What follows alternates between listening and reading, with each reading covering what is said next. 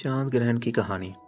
ये वाक़या सन 1130 का है, जब अंदलस में मुसलमान उलमा और स्कॉलर्स के इल्म का तोती बोलता था। इस वक्त का मरूफ माहिर फल्कियात इब्न बाजा अल अंदलसी ने शहर के मरूफ और मुअज़्ज़ज़ लोगों के एक हजूम को पहाड़ पर वाक़या अपनी फल्कियाती रसदगाह में खाने की दावत पर मदऊ किया, और ये बताने के बाद कि इसने इनके लिए बेहतरीन खाना तैयार किया है।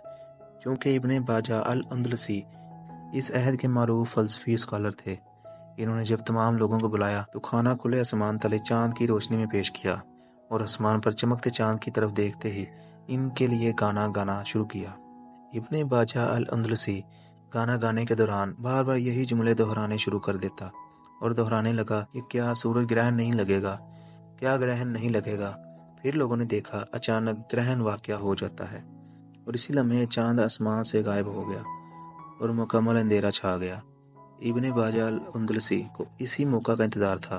बतौर एक माहिर फल्कियात की हैसियत से इब्ने बाजा अल अंदलसी ने फल्कियात हिसाब से साल, महीने, दिन, घंटे और मिनट के हिसाब से चांद ग्रहण की तारीख का हिसाब लगाया हुआ था।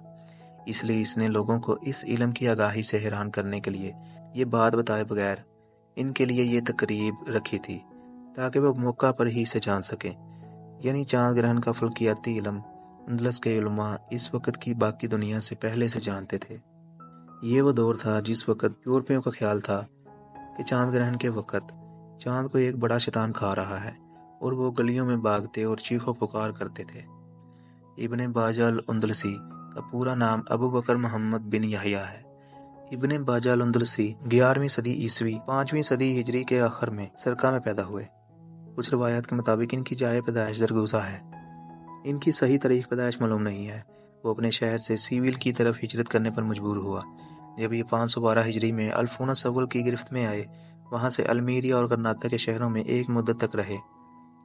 फिर वहाँ से मराकश के शहर फैज़ में मुंतकिल हो गए। अबू बकर मोहम्मद बिन याहिया का अरफी नाम इब्न सैयद या इब्ने बाजा है। कुरून वस्ता के मगरबी उलमा इन्हें सफारतकारी के तौर पर जानते थे। अंदलस के मशहूर अरब स्कॉलरों में से एक थे।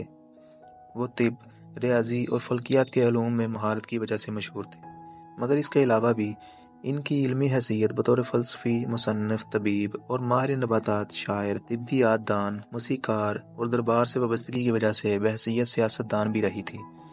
इब्ने बाजा के इल्मी कामों में तिब और फ़लसफ़े में अरस्तु, जालिनोस, फ़ाराबी और राज़ी के कामों की तशरीह शामिल थी। इसके अलावा अरस्तु के नज़रिया रफ्तार का रद्द, इल्मी बुनियादों में इनकी एक नुमायाँ इल्मी खिदमात में गिरदाना जाता था। इब्ने बाजा अंदलस के अरबों में पहला शख्स था जिसने मशरकी फ़लसफ़े पर काम किया। अल फ़ाराबी और इब्ने सीना और इब्ने तुफ़ैल ने इनके इल्मी तज़किरों का खूब जिक्र किया है। बतौर फ़लसफ़ी इब्ने बाजा अल अंदलसी इल्म की वहदत पर यकीन रखता है। कदीम यूनानियों की तख्लीक़ात की फ़हरिस्त बनाना, फिर मशहूर मुस्लिम स्कॉलर्स की आरा पेश करना, इस पर तनकीद करना, इस पर तबसरा करना, और वहाँ वो हिंसी और रियाजी के असूलों की तफसील देता है। फिर आप इसे दूसरे पैगाम में दोनों के क़वाइद के बारे में बताते हुए पाते हैं, और एक तहाई वो फ़लसफ़ा की तरफ मतवज्जा होता है, दिमाग और रूह वगैरह के बारे में बात करता है। इब्ने बाजा के तमाम खतूत का जायज़ा लिया जाए तो वो अपने आप को अंदलस वाला दिखाते हैं, जो मशरकी फ़लसफ़ा से मुतासिर था। वो मशरकी फ़लसफ़े पर तनकीद करता और इसे तरक्की देने की कोशिश करता था। कुछ लोग इब्ने बाजा अल अंदलसी को इनके शौक़ और मौसीकी में कमाल की वजह से अल फ़ाराबी से तशबीह देते हैं। वो मौसीकी में ख़ास तौर पर ऊद बजाने में अल फ़ाराबी से मुशाबत रखते थे। खुद इब्ने बाजा का मौसीकी के मुतल्लिक़ यह कहना था कि जब तक मौसीकी पर अबूर का ताल्लुक़ है, मैंने इसकी यहाँ तक मशक़ की कि मैं इस दर्जा तक पहुँच गया जिससे मैं अपने लिए मुतमिन था। इल्म तिब की मौरख़ इब्ने अबी असीबा ने तिब में इनकी महारत के बारे में बात करने के लिए इनके लिए बतौर ख़ास कुछ बाब मुख्तस किए थे। इब्ने बाजा अल अंदलसी को खुशी का फ़लसफ़ी भी कहा जाता था। इब्ने बाजा एक इंसाइक्लोपीडिक फ़लसफ़ी था जिसने तिब और मौसीकी को भी अपने इल्म का मैदान बनाया। वो इंजीनियरिंग, फ़ल्कियात के अलावा शहर की मनसूबा बंदी में भी राय रखता था। इसने अपनी तहरीरों से तमाम उम्र में फ़लसफ़े के सवाल के इस अजीम मकसद तक पहुँचने का मकसद बनाया, जिसके इस्तेमाल से हम खुशी का मफ़हीम तलाश करते हैं। बहरहाल इब्ने बाजा अल अंदलसी की मौत जहर देने की वजह से हुई थी, क्योंकि इस दौर में तमाम स्कॉलर्स दरबार से वाबस्ता रहते थे। ان کی علمیت اور شہرت کی وجہ سے ان کے عہد کے طبیب ان سے حسد کرنے لگے اور ایک سازش کے تحت انہیں زہر دے دیا گیا، جس سے وہ فاس مراکش میں 529 ہجری کو انتقال کر گئے تھے۔ ہمارے ہاں کچھ علمی مناقشہ کرنے والے یہ ضرور بتاتے ہیں کہ مسلمان اسکالرز کی موت کیسے ہوئی، حالانکہ وہ یہ نہیں جانتے کہ ایسا ہر دور میں رہا ہے۔